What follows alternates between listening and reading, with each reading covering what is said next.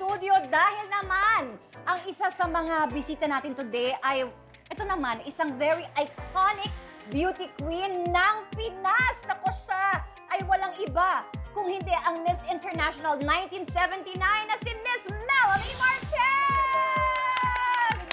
Good morning! Welcome back to Sarap, diba?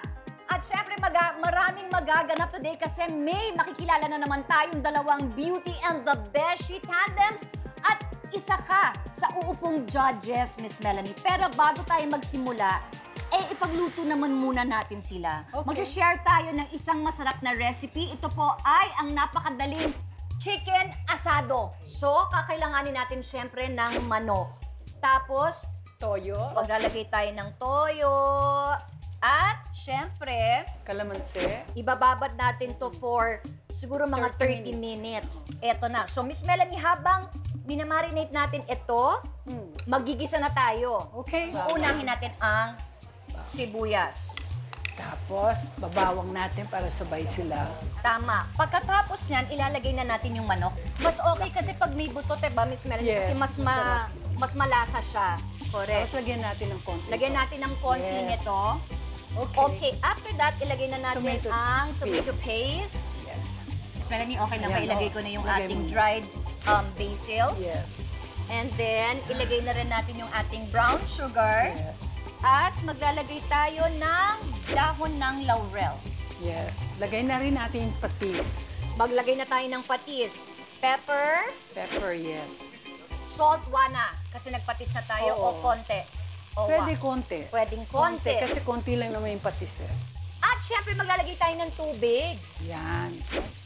So ngayon, takpan natin ang ating manok at mag-antay-antay lang tayo na maluto siya. Ayan na, nararamdaman ko na luto na. Ay, ayan na siya. So ito, maglalagay na tayo ng, pinukuluan na natin itong patatas. Yes. So napalambot na po natin siya. At itong carrots, napalambot na rin natin siya. Ilagay na rin natin. At Ito yung bell itong red bell pepper. Since luto na yung ating carrots at mga patatas, Ihalo na. okay na yan. Ihahalo lang natin para lang magkalasa pa Oo. ang ating gulay. Ayan na siya, guys. Tapos na. Guys, eto na ang ating chicken asado. Okay, guys, pwede na natin tikman. Kayo din dyan, Kambal, at ang ating mga judges, Donita and MJ. Miss Melanie, tikman mo na ang iyong niluto.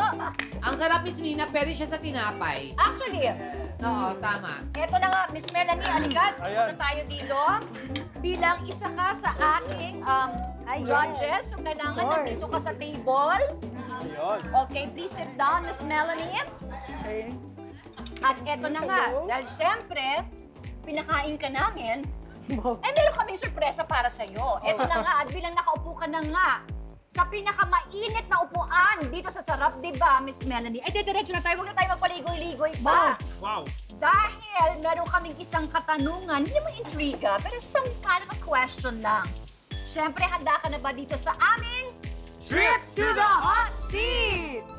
Yan! Kaya naman, Miss Melanie, ang hot seat question mo ay... Kita mo naman si Miss Melanie, walang katakot-takot. Very Walang alert. kakabahaba. Wala, yun talaga. Poise. Yan ang Marunong beauty lang queen. magdala ng under pressure. Eto na. Minsan mo nang sinabi ang mga katagang, "Don't judge my brother. He is not a book." Yes.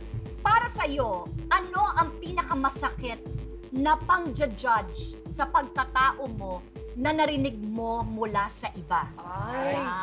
Ah. Miss Melanie is Miss Melanie. Well, yung pinakamasakit talaga na nag-react ako, yung sinabi nilang natulog ako sa mga judge.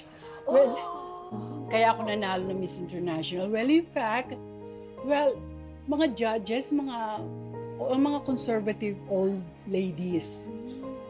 So, sabi kong ganyan, ako na nagtrabaho ng maigi, binigyan ko na ng honor ang country natin, just to get my attention, hitting below the belt, and that is a no-no.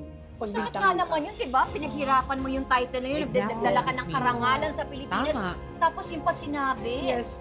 Hindi nila alam, nag-aral pa ako niyan, ng Japanese, para nga Kasi alam ko, nung pinag-aralan ko yung kultura nila, very nationalistic sila. So I need to learn their language, at least to let them know na I'm really pleased. Oo. Kumbaga parang nag-effort ka naman, di ba? Yes, siyempre dapat ganun, nakahanda lagi ang beauty queen. Yan ang mga beauty queen, nag-aaral po talaga sila. Hindi sila basta-basta sasalang na kung ano-ano. Oo.